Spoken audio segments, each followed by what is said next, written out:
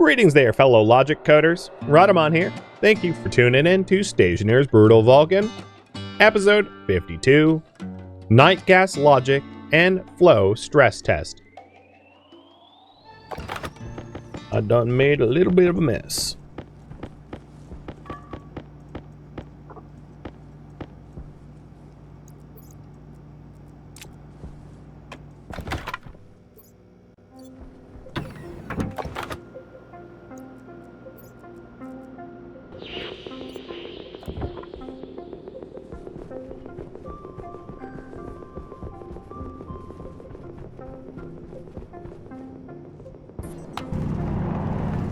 My goodness, this is so much easier.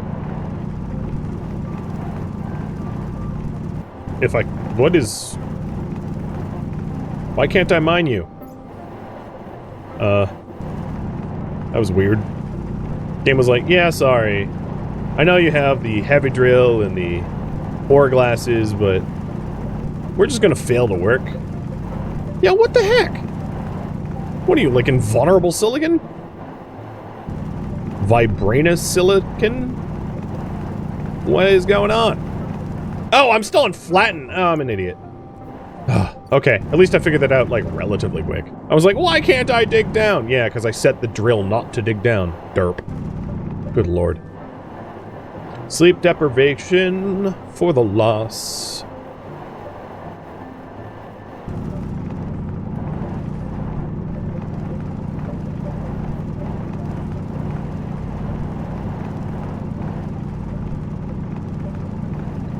But I'm not like a big completionist, but the completionist in me is very pleased with the whole, like, I can mine every last nugget in a node.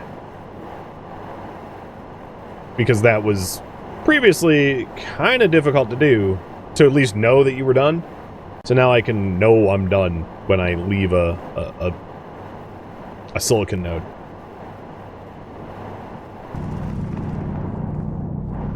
No, I won't cut it out of airing. Everyone can see what kind of idiot I am.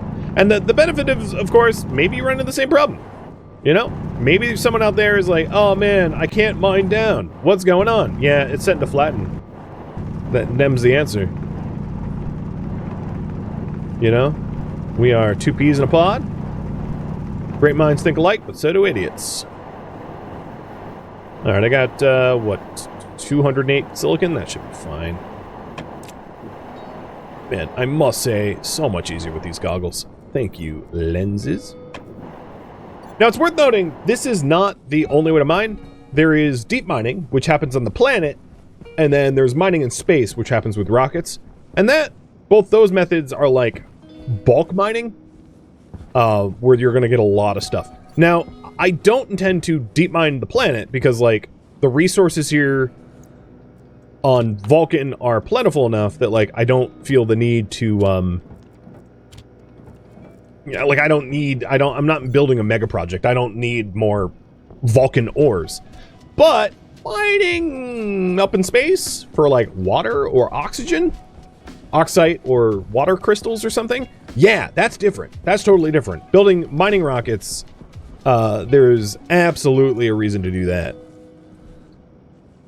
Okay, plumbing. What were we working on?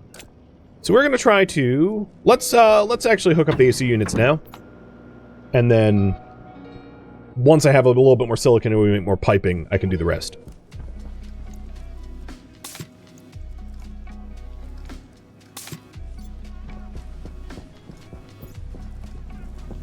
Oh, I'm like out of cables too.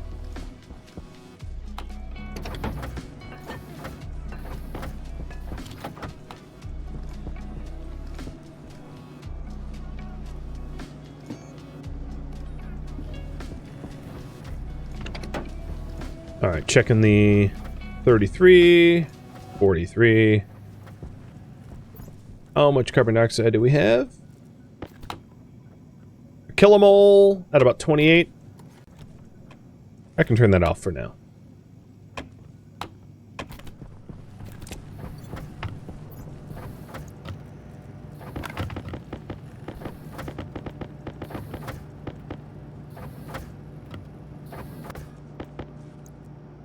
I'll probably want more cables than that, but whatever.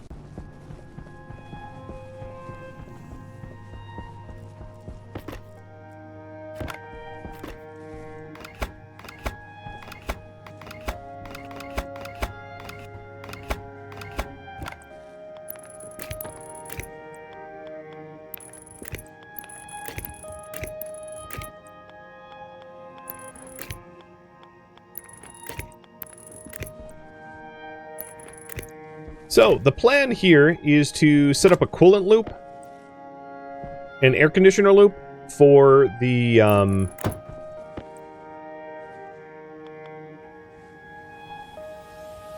how do I have the power? Yeah, okay, I'll do the same way. Set up a coolant loop for, the night gas intakes. So that they are not going to temperature shock our fuel production or our farm, because hot gas would ruin both.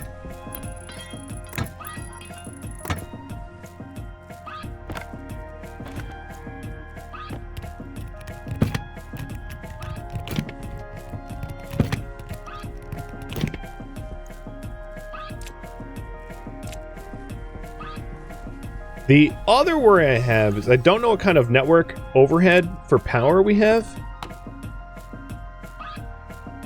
I mean, we're only using about a little over half, so this should be fine. But I will note that it's probably not a good idea to, like, what I'm doing now is, like, probably not... it's not scalable to just constantly be adding stuff to the same network. So, like, noted that, yeah, if I was truly doing my due diligence properly, I probably wouldn't be adding yet another high-power operation on the same overtaxed power network, but if it ends up being a problem where we brown out, I'll fix it. So this orange line is going to be the waste. So this orange line just needs to connect to the waste lines over here.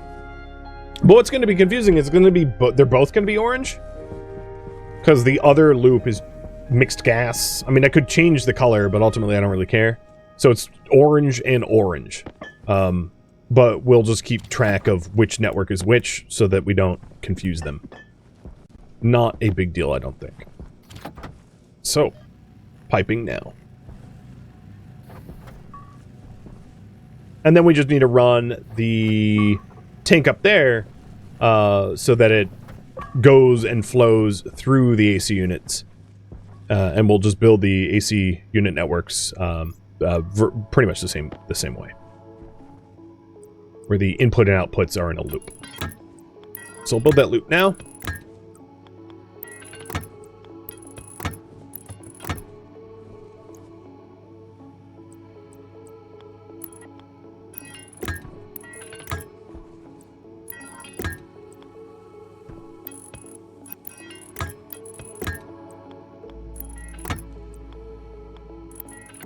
And I actually rather like the aesthetics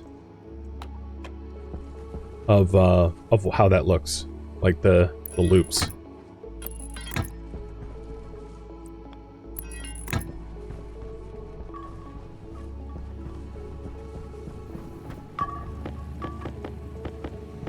And we only fed that thing 50 silicon, so I'm not too worried about making too many pipes. I'll use them, I'm sure.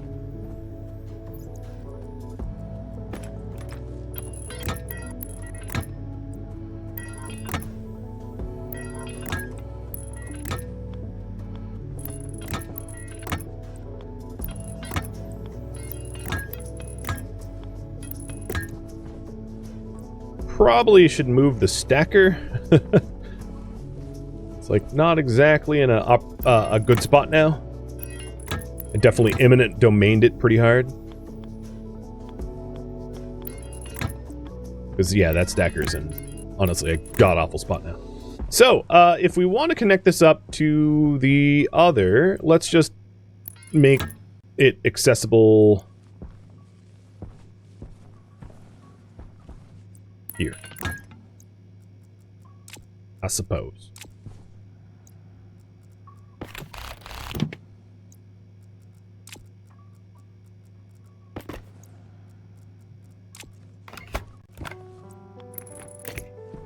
And then we need to connect the two sides together.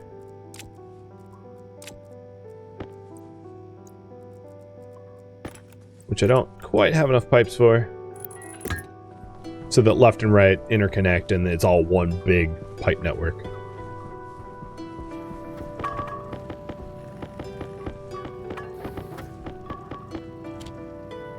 Nope.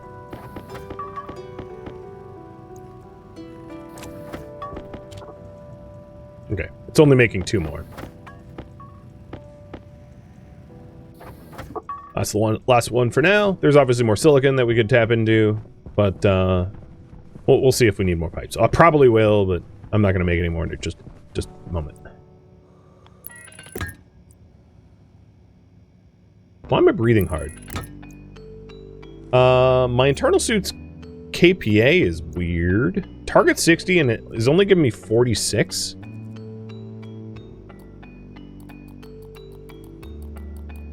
I'm gonna pressure up a little bit.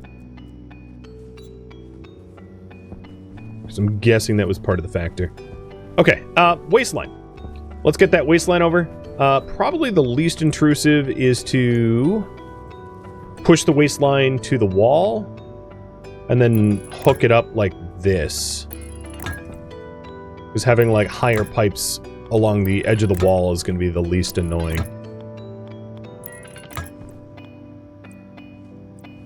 What do you need, like a 5 here?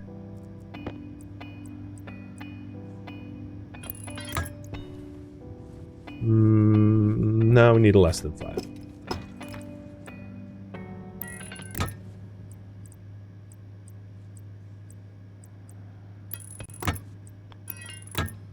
And then these cables will need to be straightened so that I can run pipe through them. That's easy to do.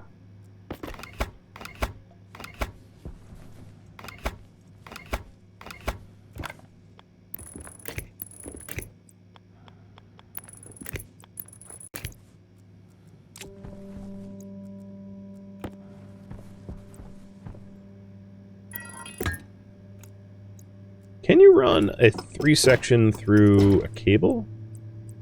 You can. Okay, cool. So the waste gas line, we're still dumping the waste heat to the same network, the same pipe network. All of our waste heat goes to the same place. And ultimately that's just efficient. Why reinvent the wheel? Yeah, we're gonna need more pipes. So I don't even have enough to connect this part up. And, let's get those now.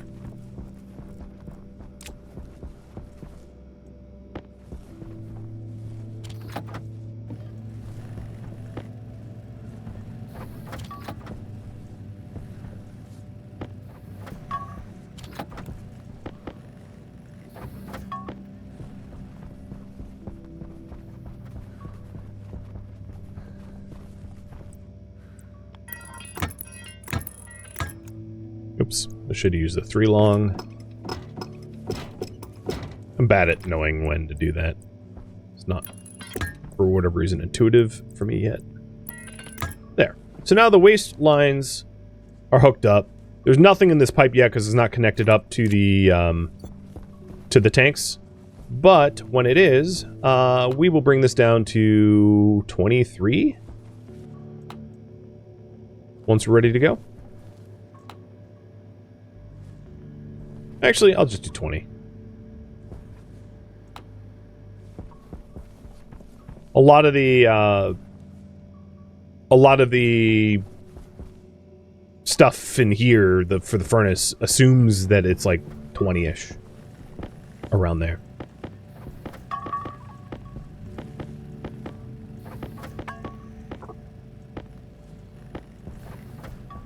So in order to get pipe from here over to there, we're probably need, I don't know, like 35 pipes, something like that.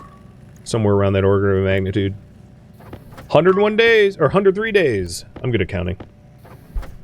Nice. Still have not yet died.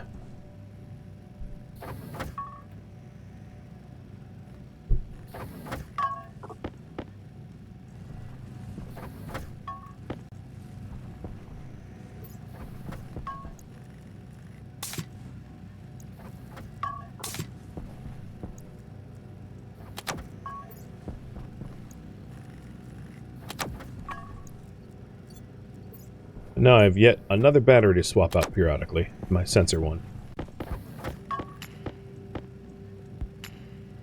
Alright, let's see if this is enough to plumb everything up. 34 pipes. If it's not, oh well. And then the stacker...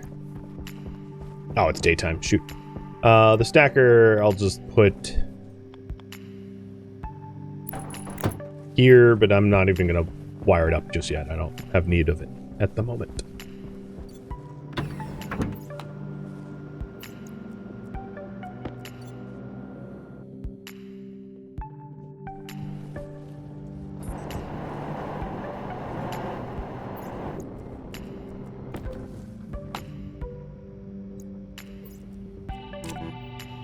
Alright, so 152 Celsius. It lost a bunch of pressure. Wait, how does it...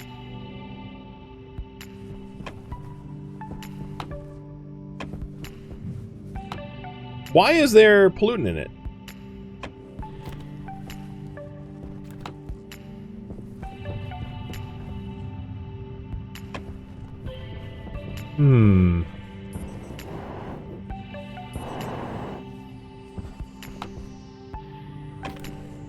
I'm gonna investigate that before I do anything else. Oh, I mixed pipes? Alright, let's trace it. So intake's here, goes into there. Then it goes through the filter process in here. And then I need to see the inside. On the filter machine? Ah, well that might explain something. So I'll take a look at that in a minute. I think that's the last silicon to come through the arc furnace. Oh, yeah, it looks like it. No? Input. And unfiltered. No, this is set up. So the input and the filtered comes through. When do I bring pollutant back into the tank? Because this is the unfiltered. This is the stuff that is... Oh, you know what? It's the wrong filters.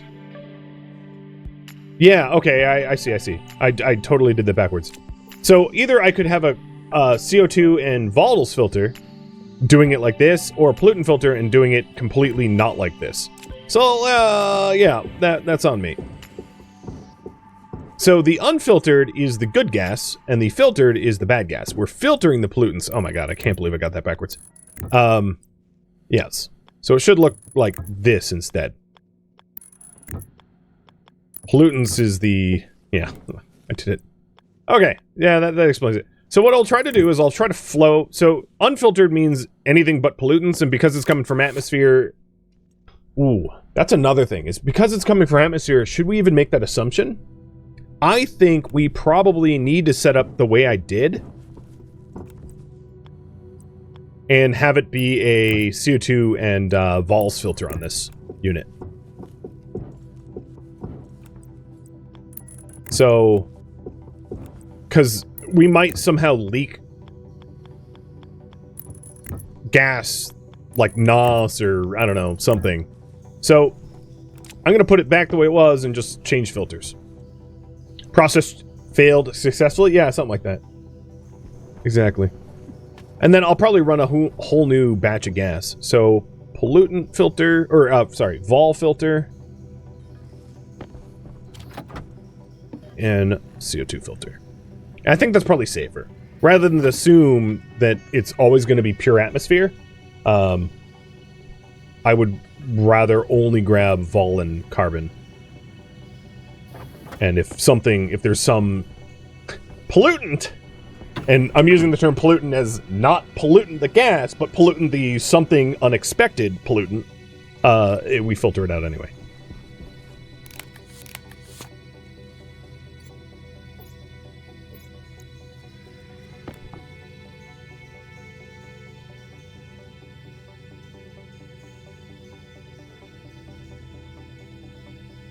So, Now it's input, output, and pollutant. Unfiltered being dumped. So the pollutant vols here. I'm not seeing the the right part of the network, but the pollutant moles should be going down. I'm gonna move outside again.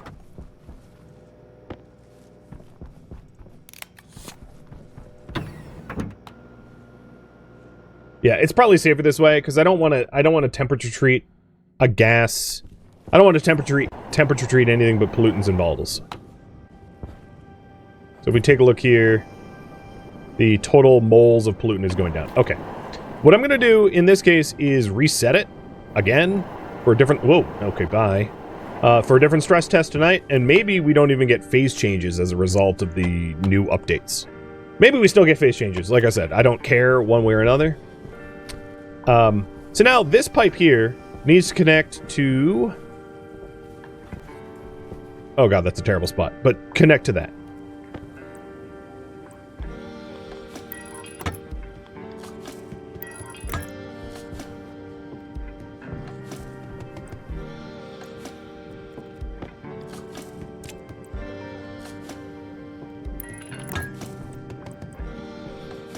And I care nothing for the aesthetics of this, so I'm just gonna run a pipe, 10 pipes, over like this.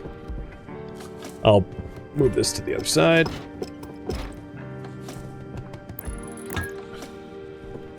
Oh yeah, 10, 10, 10, so it is like 30, perfect.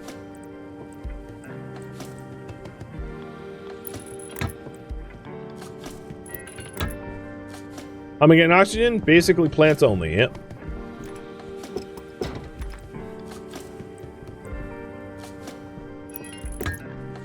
Oh, that's too far.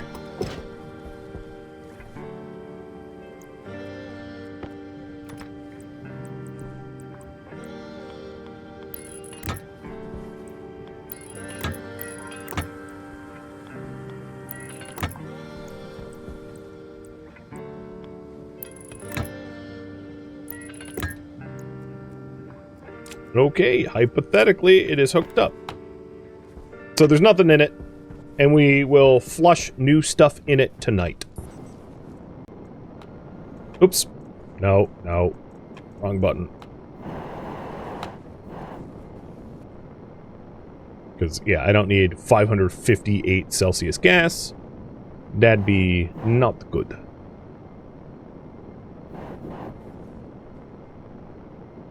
Oh. Hypothetically, the new gas intake is set up. So the next step for this is to set up the IC logic to make sure that it only pulls cold gas only when it's not overpressurized. So I'll get the chips for that next.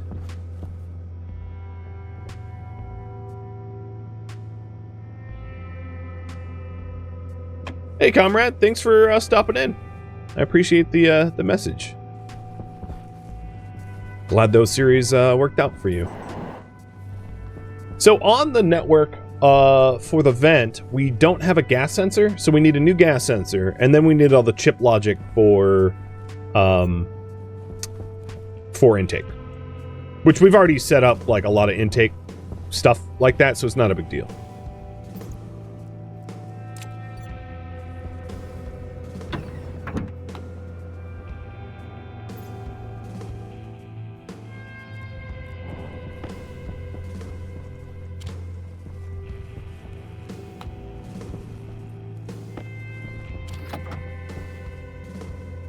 Where is... already in there? Okay. Let's do a quick bread break, and then we'll start cooking up the logic. The first batch will still probably be by hand, so I control it a little bit better. I don't want to leave it to logic and have it spiral out of control. Test but verify, you know? But in terms of logic, we need a... I wish I had like a Wacom tablet or something that would make it easier to demonstrate.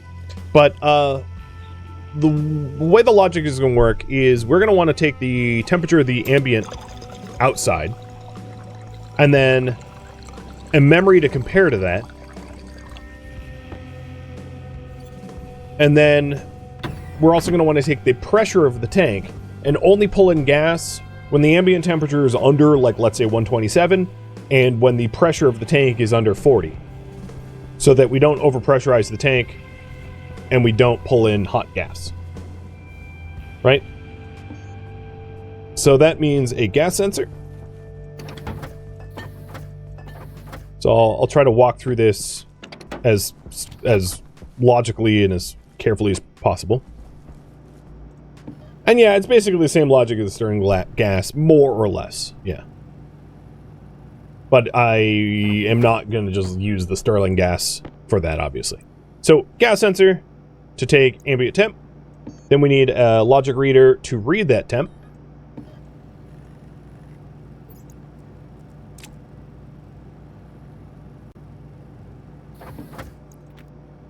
Then we need a memory to compare that temp to the temperature that we set it at. So we read the outside temperature and then we compare to this memory, and then we need a processor for the comparison itself.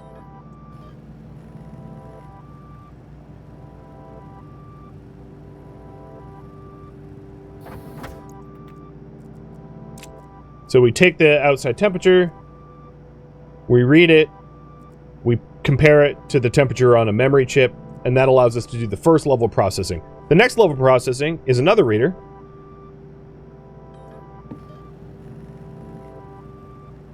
Reading the pressure of the tank.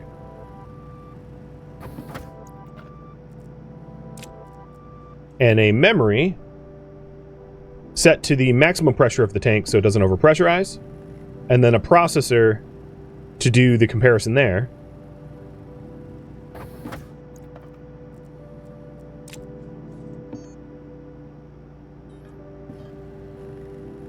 And then another processor to check if both conditions are true.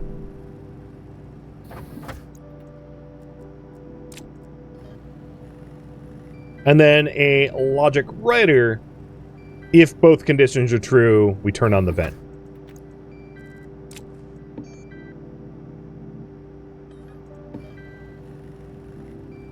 And once I lay this out, I can walk you through it again, so it's not confusing if you are confused. All right, before we do that, let's, one, get our soy. Two, check our filters, because there's no filter checking automation yet. And then maybe we flush in night gas by hand without the logic, you know, as just an insurance policy.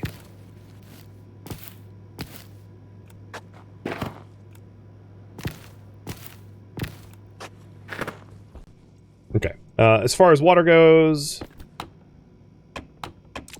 6.5 liters. It's fine. We don't need to address that right now.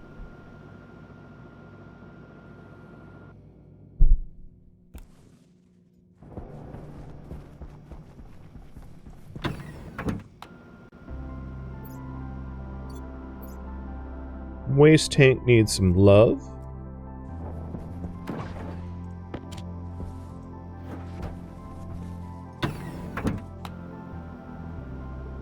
So new aux, new waste.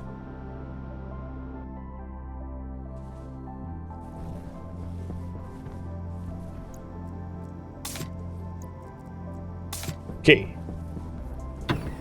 If it is cold nighttime outside, we'll do a manual flush test before we set up logic. And yes, it is the correct temperature. So let's do it. Set inward and set on. Now we're pulling. Yes, and it's not filtering the pollutant out fast enough, but there isn't a ton of pollutant that's, I don't know. Yeah, it's getting a lot of pollutant. Let's go ahead and go inside and turn on the AC units though. And then come back outside and, you know, measure the gas. One thing is, like, the logic behind the intake won't run very often, but I want it to run automatically. The reason it won't run very often is like I'm going to end up with like kilomoles of volatiles and CO2, more than I will reasonably use within a sensible time frame, and therefore it's not something that's going to have to do intakes often. But there we go. You can see the temperature of the new tank is going down, but it's about to go spike back up because of the pollutant that's in the thing, because we're not filtering out fast enough. So there it is. There's the temperature spike of the condensation for the pollutant. We do have passive drains to try to get rid of it, but like once it already condenses, the damage is already done, but the ACs are keeping up with the temperature spike. And then once the whole tank pressurizes, that's not even an issue anymore. Because once it's close to maximum pressure, the amount of pollutant getting added to the tank is going to be a tiny fraction of the total volume, meaning that it won't affect the temperature of the tank all that much. So once it's already been primed and mostly full, we won't get this like temperature shock that's going on now.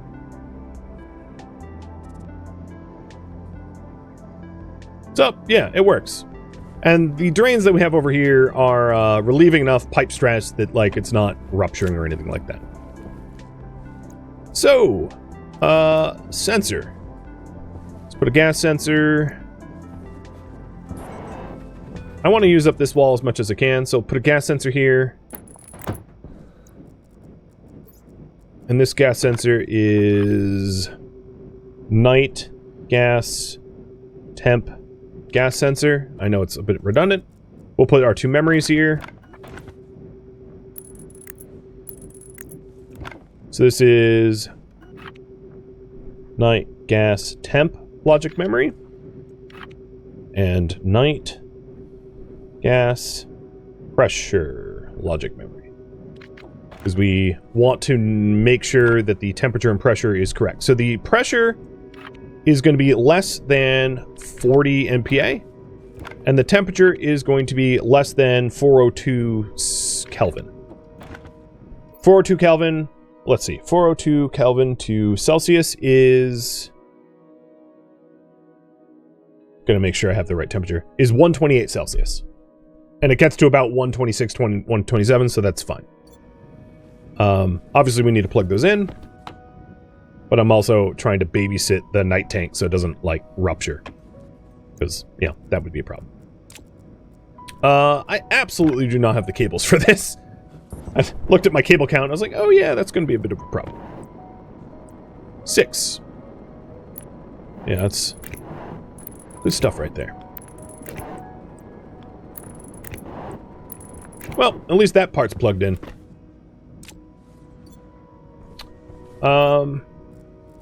Do I dare walk away with this pressurizing?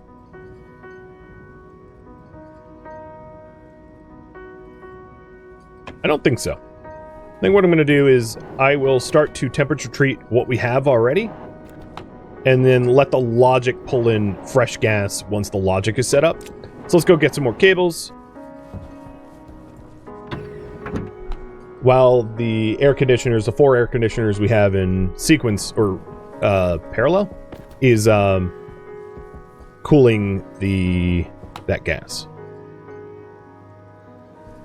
And then our waste line is, of course, going to get hotter as a result, but, you know, that's fine. And you can see the pollutants being sucked out of here. And it's almost back down to ambient temp.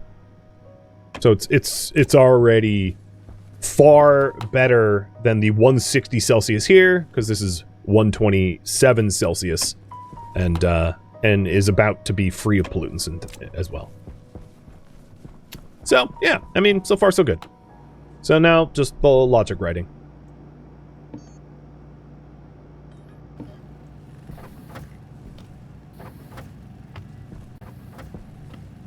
$104. Guess it's midnight. Oh yeah, there is the Death Star. Because, you know, black holes are kind of dead stars. Technically? Sorta?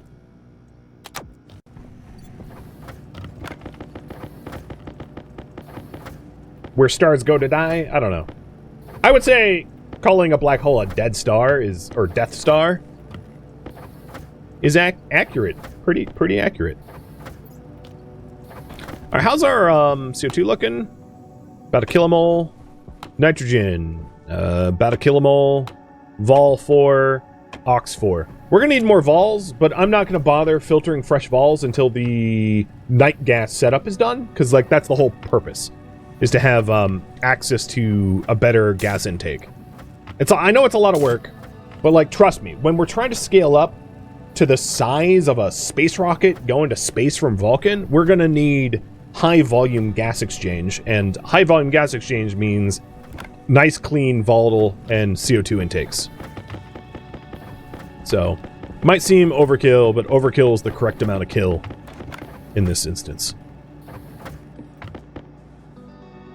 Alright, so I got 54 cables. Hopefully that's enough. Let's get back out there.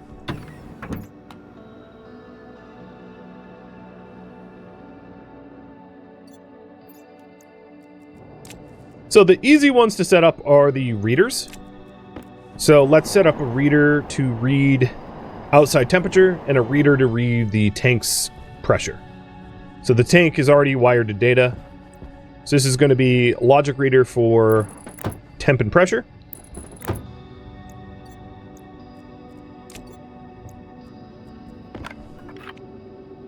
Night gas temp logic reader. Night gas pressure logic reader.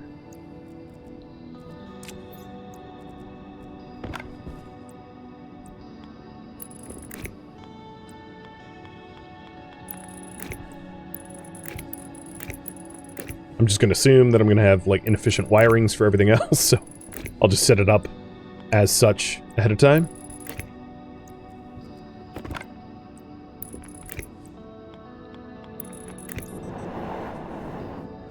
And then wire into the same network so I can read the data.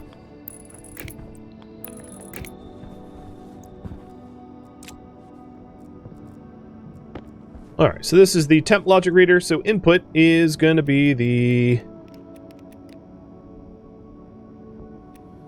night gas.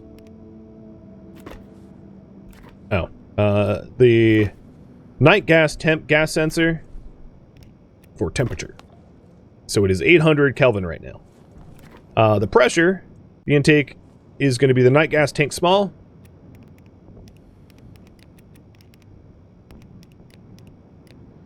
Oops, I skipped past it. Tank small. And the variable here is pressure, which currently it is 13 and dropping because we're filtering, or it's cooling, I'm guessing. Yep, it's cooling. It's 108. All right, so we have temperature and pressure available to us. Next step, we want to do some math. So, first math is going to be... Oh, you know what? There might be cables here. Let me check if there's cables. No, there's no cables connections there. So I can put processor units there. That's what I was concerned, is I didn't want to combine cable networks. But it seems fine. So we'll do 2 processors here. And then... How did I set up this one? Was it a... Oh, logic gate? Yeah, intake logic gate. So we're also going to want an AND logic gate as well. Oh, and the way I set this up was compare units. So these 2 processors should be set to compare units, which I did not do. So 2 of these processors are going to be compare units, not math, because I don't need to do math. So this is going to be a logic compare, and then a logic gate, and then the writer, which will control... I'll put the writer there. Which will control whether or not the vent turns on. So because this is the temperature, this will be the night gas temp logic compare. And that's pressure, so this will be the night gas pressure logic compare. Let's wire them up for power and data.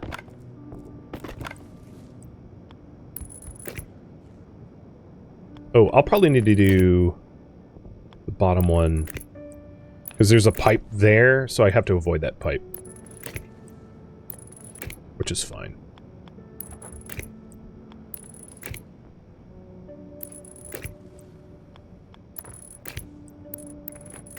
And I might as well wire up the logic gate and the writer now, and I'll name them in a minute.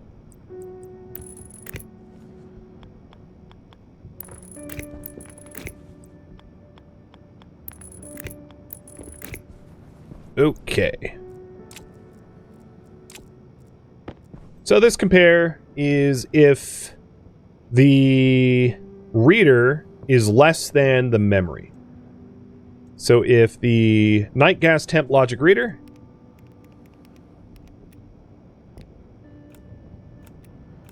is less than the night gas temp logic memory, which it should be 0 because it's not. And then the pressure is if the night gas pressure logic reader is less than the memory. Night gas pressure logic memory, which I skipped over. Which should be 1 because it is less than. Right, this is 13.5, it is not 40. So when both of these are met, when both these have state 1 in the AND gate, so let's set up the AND gate, naming it. This is the night gas and logic gate. And then this is the night gas vent logic reader. Or intake logic reader, writer. Alright. So if the night gas temp logic compare and the night gas pressure logic compare are AND. So the gate here is, oh, it was already defaulting to AND. Pressure and temp. So if both are true, if 1 and 2 are true, then the night gas and is going to be the input here. Oh, did I skip over it again? Yes. And then output is going to be, what did I name this vent? The night gas intake.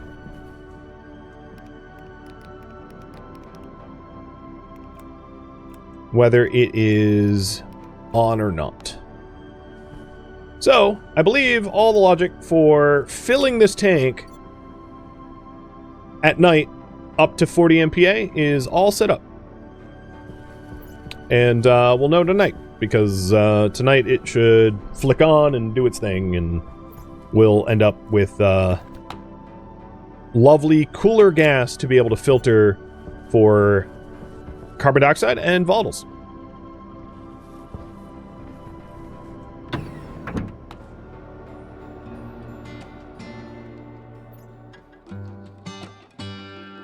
Thank you for tuning in to Stationeers Brutal Vulcan, which originally streamed live on Twitch. If you have any questions for me, let me know in the comments below.